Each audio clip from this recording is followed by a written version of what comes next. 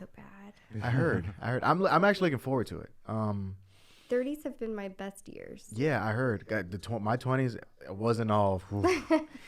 I spent some rough time in my 20s just figuring it out. Right. You know, and that's probably the best advice I can give anybody in the early 20s. You know, you're gonna figure it out. Mm-hmm. Yeah. You know, you don't have to figure it out all now. There are a lot of 21 through 25-year-olds who don't have it figured out at all. Right. And it's okay. And it's fine. You know, you can't compare yourself to an NBA player because she don't even have it figured out. No. You know, athletes and so on and so forth. So, right. you know, take your time, figure it out. And then I was told like 30s is when you really get into executing what you want to do, and you start feeling a sense of, you know, what's the word I want to use? You start feeling a sense of purpose.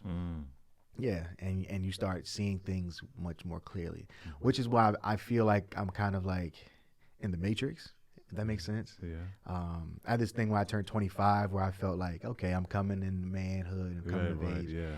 And now 30 is like everything I talked about at 25. It's like I can handle it not without even having done it before. Right. You know, so I feel a lot more at peace and that calm with myself. So I'm looking forward to it. I'm looking forward to 30s, to be honest. That's cool. Yeah. That's cool. Yeah, I can't wait. Oh man. Was there ever a time where you felt like right now, has it been anything to come up the past year or two and you was like, oh man, I don't think this is gonna work. What am I doing? Like this is any major setbacks? Yeah, for the longest time when I first got back, I couldn't find a place to record. I didn't have the money to rent out a studio. Right. I didn't meet the people I needed to meet yet. And I just happened to meet one person, Taylor Shroom. We worked together. He has he would be actually good for this show too. Yeah. He has Podcast Central. And we met and we just kind of, you know, clicked. And you know, we have our, I would say, you know, business differences only because we come from two different sides. Yeah. But we're working to like fuse them together, which is great. And it's just, that was one of the setbacks. I really couldn't find a place to give the look that I wanted to record. Yeah. Because I was used to these tall buildings in New York and being in these studios. And, you know, I just didn't know. The space was available. It was the ADHD show, the first one is in my grandmother's garage and like this small space between like boxes. Yeah. You know what I mean? So then the second one was like at one of my co-hosts, she has the Beauty Bungalow. Let me shout it out. Well, she's a esthetician. She has her own business. So we did it there one night. So yeah, it was, you know, it was a struggle, you know, and I thought to myself, I don't know if I'm going to be able to start when I want to, what kind of, you know, how it's going to come out with the quality of audio and all that stuff. So, yeah, so we stayed with it, and now we're, you know. How long has it been going on? We just released episode 8. Nice. I haven't really done any heavy promotion. I was going to wait till episode 10 to kind of say this is out. Yeah, and we just got it on Spotify. We're on iTunes. Nice. So yeah, we're, you know. Spotify. I didn't think about Spotify. Yeah. Yes. But to know, like, even though you had like a little bit of obstacles, but like to have your passion and just to keep moving forward. Yeah. You know. Yeah. That's just. I don't yeah, know. we were gonna do that. it. I was gonna make it happen. Yeah. I just didn't know when. I didn't know how. And I just kept knocking on doors and meeting with people, and you know, certain times people say, "Oh, I'm not meeting with this person. It might be a waste of time." Well, I don't know that. So I'm gonna meet. Right. And then if it's a waste of time, at least I learned something. I learned that it was a waste of time. Right. But I learned something. Right. And I was just, you know, we just got blessed. And they were like, yo, we could work together and help each other. And turns out they were looking for what I had going, and I was looking for what they could, you know, offer. So, yeah, we put it together, and we have some pretty cool things coming down the pipeline. So I can't wait to check it out. Yeah, definitely come through, man. Definitely come through. So we release episodes every Friday on iTunes and Spotify. That's cool. Yeah, you guys should look into Spotify, because Spotify is going to start gearing their podcasting like streams. Really? Okay. Yeah. So, yeah, they got into it. They just bought not too long ago, Gimlet and Anchor. Yes, I heard Anchor. Yeah, yes. so they're looking to, hone in on the podcasting, industry as a whole. Really? And, making it into, a monetary thing. I mean, it makes sense. So many people are doing it now. So Are they trying to kind of get some of that market from iTunes and stuff? Oh like yeah, that? yeah. It's a For DSP. It's a competition out digital there. streaming platform. So they're trying to do it. And Trying to get that piece. what Apple Absolutely. failed is Apple didn't play with the creatives. Right. So Spotify is having a little more fun with it. Giving the creative some independency. That's cool. So, That's cool. That's cool. You got any other tips for us with our podcast, man? What's up? I would say cross promoting. Yes, which we will do for sure. Yeah, marketing. Well, first, tell me what are some of the things you guys do now? So we pretty much have just been like, we are mass filming it, mass production. We're keeping our episodes shorter because of what we're talking about in business. Yeah. And then we plan to, like we talked about the scheduling and stuff. Like we picked like Monday as a nice business day. That is a good day Monday to morning. release. Yeah. And we'll release them out. Yeah. We're going to break up the episodes into smaller pieces of content to be able to promote in between the Mondays and just be sharing them on all the social media once our first round of editing and stuff is done. And then from there, it's just like, sharing it across all the social media platforms, using the smaller pieces, definitely promoting the bigger piece. Okay. So that's the plan for now. Yeah, I would say YouTube, iTunes. using local artists as Using well. local- yes, That's using another local- thing help that's them- important get- to both of us. Right. get them to promote. Right. And just- have just them the- be guests. Yep. Tracks, Yeah. yes. Yep. Yeah, I think that's big too. Putting artists in a business forum, because maybe you guys can give them tips on, hey, we have some of these pointers to help you structure what you're doing. Right. Because a lot of artists don't know the industry. They just know they want to make music and what they see on TV and social media. Right, right. There's a lot to go into. There is. Yeah, their passion is singing or whatever, and they don't know how to Exactly. Like they don't even know they need go a down business that partner. path. Yeah. Yeah, it's impossible to do business and something creative effectively. You need someone to watch over your business for you. So that'd be my first advice. Yeah. And then for you guys to get out, Yeah. get out and start talking to people. Yes. Just represent yourself as a podcast. Yeah. I know we did a brunch where, and you might have seen the video I posted a while back. I did, Yeah, yes. where I took my mics and set up at Fluid Lounge. Right. Okay. And we sat in the front and had a live podcast while they did a brunch. Right, right. And people- you done one at was it Big Top as well, right? Oh no, yeah. Big so Top? Top Brewery. Yeah, he did a brunch. Yeah, one so- I Sunday. love Big Top. Yeah, we're gonna Yeah. do. They're having a concert for Easter. We're gonna do that, and then we're gonna get out and just talk to people. Yeah. And just have a good time and show people that what you do is great, and the rest will just fall into your lap. I mean, Man. consistency is key. Yes. Yeah, consistency is key. Yes. So if you guys have a nice thing going, just stick with it. Right. Whether you think the numbers are there or not. I don't watch the numbers. Right. I'm probably gonna, when I get to that point, hire somebody to watch the analytics, because I don't care. Right. Same. Same. Yeah. I want someone else to feel that watch the way. numbers, because if I watch the numbers, I'm gonna get caught up in. We were talking about that earlier. We enjoy doing it. Right. Yeah. We just enjoy talking to other business owners and entrepreneurs about what they do, and that's what we enjoy. So we're just gonna keep doing it. I don't really care we what the numbers doing are. We're doing it for years off camera. So Yeah, you know. exactly. Why not? Exactly. And then people will, the public will sense that. Right. They'll sense that the passion is there.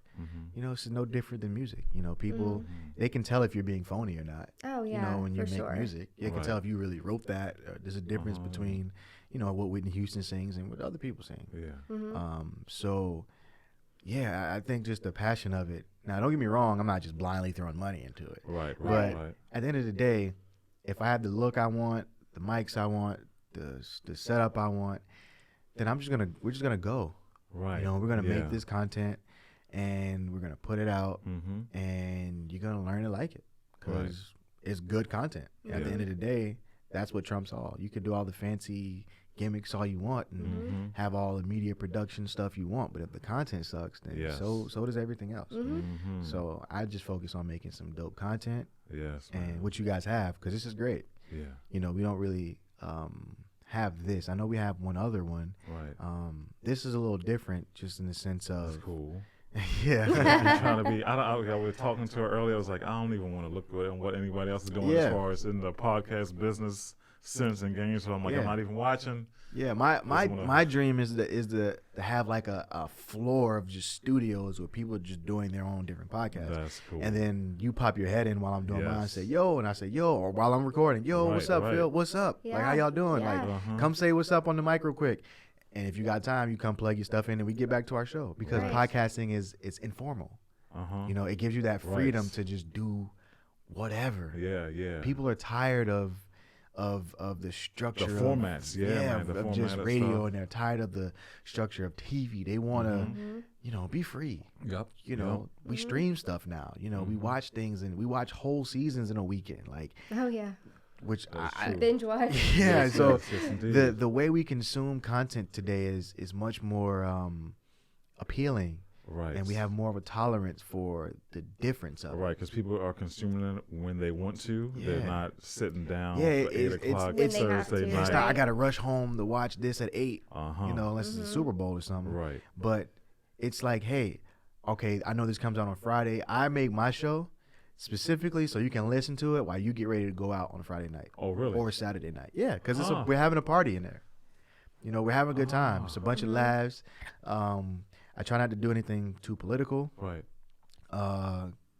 And we just have a great time. And I made that show. It's like a radio show. Listen to it on the way home. It'll get you excited to get home. That's why I release the episodes on Friday. Or listen to them on Fridays at work. By the time you get home, you're ready to get your weekend started. Listen to it on Saturday during the day when you clean up, or you're getting dressed, or you're putting on your makeup, or whatever the case may be, and you're getting with your girls and your boys, and y'all ready to go out. And hear some music in the state of Florida, or even I know DJ Status, he DJs in Copenhagen, so he'll bring back international music. You know what I mean? Here's some stuff that it's not on the radio. And then the ADHD show can turn into a festival. And then all the music you heard, you can see these guys live. You know? And we create a brand of independency in our market. So that eventually artists got to stop here to perform and not just go to Jacksonville or Orlando or Miami or whatever, or Tampa. You know, we want to hone in on that independent you know, scene. Now, don't get me wrong. We don't just accept any music. Send it to the DJ. If the DJ tells you it sucks, it sucks. I'm standing by him. You know, he's the music guy. You know what I mean? Once they make it past the DJ, then you can showcase them. But if the DJ don't know, if he won't play your record in a party, then I can't do nothing for you. Go make something better. You got to go back to the lab. Back to the drawing board. I don't know what to tell you. So yeah. Because I imagine a lot of music, like a lot of people who are doing it independently, don't really have that voice in there. Because, you know, it's like, you know, local, the friends are producing, they're rapping or doing it, or vice versa. And you don't have that person like. Now, I will say I do have an ear for music. So people do ask me, for instance, like Blazer will ask me, yo, like, what do you think about this? And he'll send me the track. And I'd be like, nah. Or I'd be like, yo, this is good. Like, this is a video you should shoot for it. This is how you should market it. This is how you should do that. But I'm upfront. Never disrespectful, because you are a creative. But I'll tell you, you know, you can do better. Like, I wasn't feeling it. But my test is play it for a woman. You know? Even if they don't listen to rap. If women have this sense of noticing things about things that, you know, if like Tupac used to always say, like, if I play my music for women and they vibe to it, then I know I got something. Because at the end of the day, you know, women are the ones who buy majority of the concert tickets. You know, they buy merch, whether for themselves or for their significant others. I literally just bought 4 concert tickets last week. See? For our 5-year anniversary. That's cool. Yeah. To where? Chris Stapleton. Okay. Down in Tampa. See? Women buy all that stuff. The concerts I've been to, women have given me tickets. So women go to parties. you know, why do I go to, I don't party anymore. Like, not that much. Right. Yeah. But if in my younger days, I would go to parties for the girls. If the music is good, the girls come. Yes. That's why the DJ is so important. You know, if the music sucks, no girls come, no guys come. Your party's not cool. Yeah. You know what I mean? Right. So, I play like everything. Say something Blazer would send me. I'll play it for my girlfriend. Like, what do you think about this? She'll be like, oh, this is good. I like this one. Play that one again. That's why I tell them, hey, she liked it, so it's good. Yeah. Like, you got something. That means you got the casual listener of music, which most women are. Not to generalize, but most women aren't in the music industry. They're just in it to, you know, rap the chorus or go along with the melody. Right. You know what I'm saying? Some men too, but I know a lot of men, like me, I'm going to listen to beat breakdown. I'm going to listen to lyricism and how you put words. Right. That don't necessarily make for a good song. Right. You know what I mean? That just makes for a good made song. Right. You know, but my girlfriend can easily say, I like this song, I don't like this song. Right. And that's as simple as that. Vibe with it or not. Yeah. Yeah. So I use that for the podcast also. Like, listen to this. Let me know what you think. Oh, that's cool. You know, I had a podcast I did called The Gentleman's Lounge. I got to bring it back. I remember that. Yeah. People have been asking me for it. Yeah. Because time, the ADHD show, I wanted to get that off the ground, but I'm going to bring it back. Because I've had a lot of women asking me about the Gentleman's Lounge. So that was a show I did. Because you're looking like, well, I'm like, what is so the this? Gentleman's Lounge was a show I created because I was hearing a lot of, like, on social media, like a lot of man bashing. And I was like, let me create something like a radio show, like a Quiet Storm show, and give the perspective of a man to a woman. So the whole time it's like I'm talking to one woman.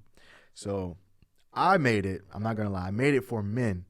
So I'm like, yo, men, here's something you can listen to. But the thing is, I play old school R&B in between topics or in between segments. Yes. So, you know, it's very smooth. You can that came out on Sunday nights. So that was it comes out when you're getting ready to start the next day, or you're taking your afternoon drive, or you're just relaxing on your Sunday. Here's something you can listen to. Deep voiced a little bit and get into a vibe. But what I found out was more women were listening, and they were coming to me saying, oh, this helped me understand my significant other. This helped me understand why it didn't work out. Because I'm brutally honest on there.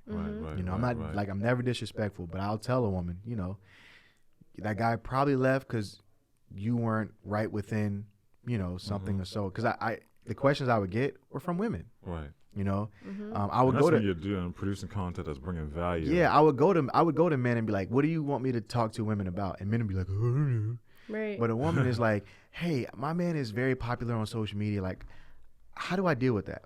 That's something we talk about. That's something I can talk about. And then what I found out was, like, a lot more women were, you know, experiencing these things. And they were like, "Huh, I never thought about these things like that." Like, one woman told me, almost made me tear up. She was like, you saved my marriage. Aww. And it was the episode on loving one. I did an episode called 1 + 1 = 1. And it was essentially saying it takes two whole people to equal one whole relationship. Yeah. And I was saying how sometimes women can't, they're not privy to receiving love. You know, they don't even know how they need to be loved themselves. So they can't tell a man how to love them. But it's frustrating because in your head you have all these things that you think he should be doing, but you haven't, you know, communicated that this is the way you need to be loved. And a lot of the times we get the old, what's the little things that count?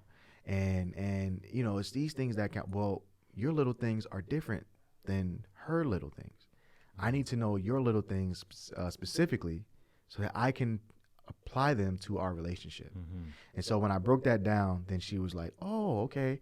She went and told her husband, like, she said they had a conversation about, you know, how, like, why doesn't he do certain things? And he was like, listen, I didn't know. And that's what she said. Like, he pretty much said, I didn't know. You've never told me. You always said the little things, but I don't know what the little things are. Yeah. Communication is so important. Yeah. So, so that was what the Gentleman's Lounge was. Cool. And I'm gonna bring it back because I've had, and I didn't think it was making that much of an impact until I stopped doing it, and And then you got some feedback. Yeah, it was like, yo, what is going on here? So if you had a co-host and did like the gentleman's lounge, the ladies' lounge or something, I mean, you could. Yeah, I've thought about having a woman or two come in at different times to just have a battle of the sexes or things like that, just so that we could give that back and forth. I thought about having a couple of people on live show where it's a panel with me and another man and two other women, that kind of thing. Just creating the purpose of that was to create the dialogue, a healthy dialogue between men and women, because in my generation, in our generation, the certain parts have horrible communication skills. And all you see on social media is man bashing and women bashing. Men ain't this, women ain't this. You know what I mean? Yeah. But at the end of the day, we all love each other. Right. You know what I mean? It's just that we're not telling each other to our faces. So I wanted to kind of create something that, that you could listen to with your significant other. And for a man to say, hey, this is exactly how I feel, because not all men can articulate that. This is exactly how he's saying it is exactly how I feel. So she can listen to that and say, okay, that's what R&B music used to be back in the day. A way for you to tell your woman how you felt, because you couldn't tell her how you felt. You didn't know how to say it. Yeah. So, men, we struggle with our emotions sometimes, just because of how society makes us. So here's something that you can get a little emotional on, have a little music with, and hopefully, you two have a better understanding of each other. And then, I'll see you next Sunday. That's what's up. That's cool. But I'm going to bring it back, though. That's cool. That's cool, man. You got any more questions for AD before we get out of here? Before we visit his show. Definitely before we come. Yeah, definitely check out your show. Yeah, shoot me a text or whatever, and I'm telling you, if you're there, I will literally tell you, hey, come up, like plug your show real quick, like in the middle of our episode. Absolutely. Plug your show. Absolutely. Phil and I will be there. Yes. Yeah. Give me a link and I'll put it in the description. Like, I have no problem cross promoting at all. None at all. I love it. Yeah. Cool, man. Well, thank you so much. I know this is not going to be the last time you come on. No, hey, listen. Whenever you want me to come, I'm here. We appreciate it a lot. Thank you so much. No problem, man. No problem at all. Coffee's Conversations, Keeping It Real with AD Roberts. Yep. Yes. Upsouth Media. Wait, real quick. Follow me on Instagram. That's right. Plug it. @_chefboyad_. I'm going to spell it because people ask me how to spell it. Oh, yeah, please. _CHEFBOYAD_.